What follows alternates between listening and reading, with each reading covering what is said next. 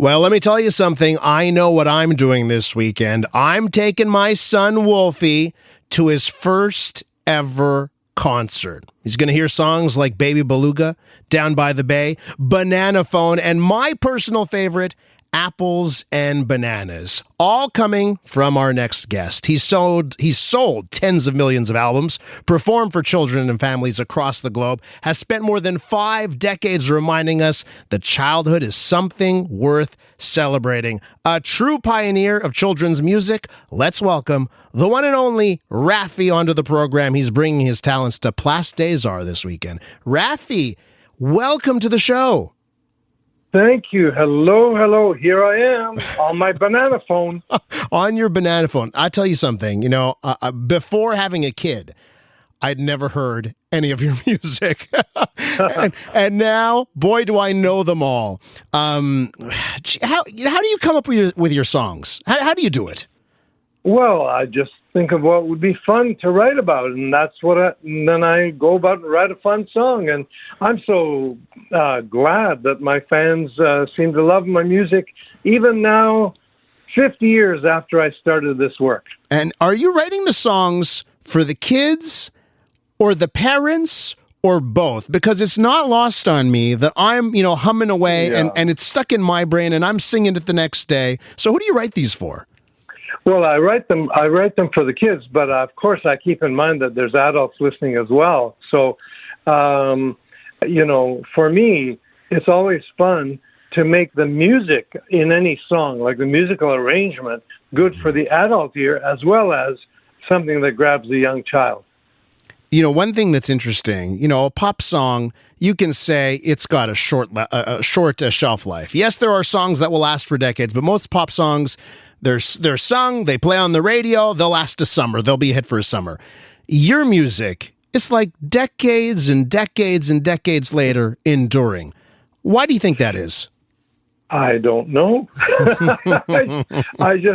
I'm just so fortunate to continue to make music, and the fact that my fans love it, that there's an enduring quality. I mean, the other day I said to myself, I wonder if one day my music will be heard on the moon, or maybe on Mars in coming decades. That was a fun little thought, Well, that would not surprise me. Wherever they're going to be playing music, they will be playing Raffi. I can give you that much here. I'd bet on that. So let me ask you about, writing for children, right? And how you do that. Obviously, I having a 2-year-old now, and I've got another one on the way. You see how their mind works, and it's very fascinating, and you see what they're interested in. Tell me about that process and writing for children. Well, with my last album that I made in 2024, the title song, Penny Penguin, is all about an adorable penguin. How can you go wrong with that, right? Penny Penguin in her penguin suit, And then this album, I'm making a new album, actually, for release this fall. This time around, I wrote a couple of new songs. One of them, I recall right now, is called Rainy Day Fun, where I make it fun to have a rainy day with your rain boots on and your rain hat on, and I just go for the fun wherever I can. Are there songs in your catalog that still stick out to you that are important? I don't know, for one reason or another, whether how you came up with the song or personal stories involved in the songs? Well, I write about things that are dear to me. I wrote a song on my last album called Hummingbird. Hummingbird, I think it's the full title. I love hummingbirds, so I wrote about that. And on this new album, I might even write a song about the lunar mission, the Artemis mission, because we're all so, enthralled with that.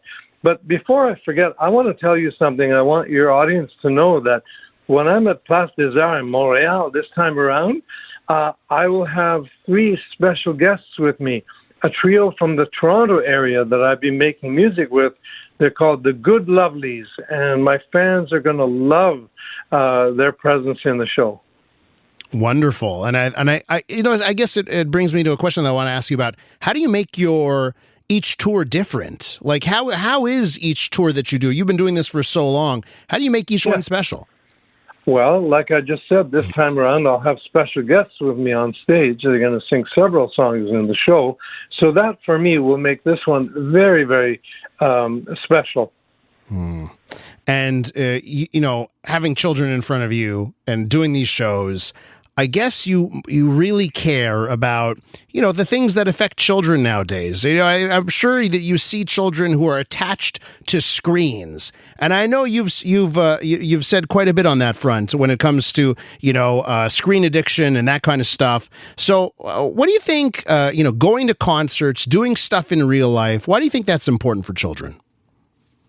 It's just how we live, how we enjoy our families and our friends. We make music together. We come together for the joy of it. And, screens don't give you that.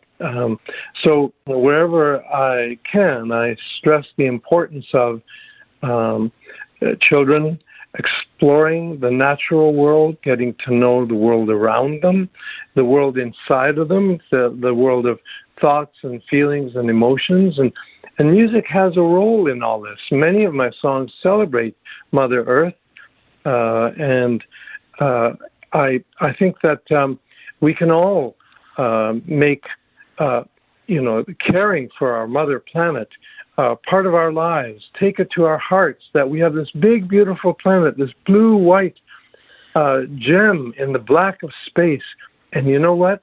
For all of us, it's our home. That's why in 1985, I wrote a song I still sing in concert today. The song is One Light, One Sun. We are all warmed by the same sun, and that should say something powerful to us about the human family. Wrapping up here with singer, songwriter, author, tireless advocate for children, Raffi. He's performing at Place des Arts this weekend. Shows Saturday and Sunday at 2 p.m. at Salle Wilfred Pelche. I will be showing up for the shows as well. So, Raffi, I want to talk about this term that you coined, child honoring. What does a child honoring society look like to you? That would be a society that respected and honored its young, understanding the priority needs of the very young in shaping a lifetime of positive outcomes rather than negative ones. How we are with our children in their very first experience of life is what wires their brains. So, we owe it to our young to give them our respect for their dignity, to respect them as whole persons. And I have a Raffi Foundation for Child Honoring that people can visit, RaffiFoundation.org, where people can learn more about child honoring. There's even an online course in child honoring that you can take.